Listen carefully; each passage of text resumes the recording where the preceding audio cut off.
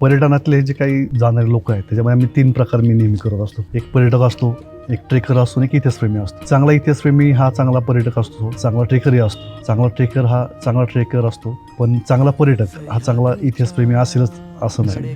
कारण तो फक्त हौस मौज मजा मस्तीसाठी तो गड किल्ल्यावरती जात असतो. ठीक आहे, रील्स किंवा फोटोग्राफी, सेल्फी ह्या गोष्टी पाहिजेत, आठवण म्हणून ते केल्या पाहिजेत. त्याला काहीतरी मर्यादा पाहिजेत. सगळ्या गोष्टींचं भान ठेवून त्या गोष्टी केल्या पाहिजेत. आज अनेक पाहतो आपण की अनेक गड किल्ल्यावरती सेल्फीच्या नादामध्ये अनेकांचे जीव गेले, पाय घसरून पडणं किंवा हे करणं. बऱ्याचदा आपण पाहतो की कानाला हेडफोन लावून किंवा मोठ्या मोठ्या स्पीकरच्या मोबाईलच्या गाण्यांच्या आवाजामध्ये तुम्ही गड किल्ले पाहता.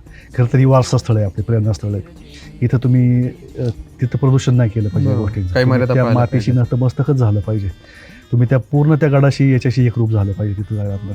बऱ्याचदा काय होतं की बरीचशी काहीतरी एखादी सोपी पायवाट असते, मग ती अजून काहीतरी कठीण करून काहीतरी वेगळ्या अँगलनी दाखवायची आणि मग काहीतरी आम्ही थ्रिल करतोय दाखवायचं. तो एक प्रकार खूप वाढलेले त्याच्यामध्ये. त्यामुळे तरुणांनी भान ठेवावं आणि याचा आनंद घ्यावा.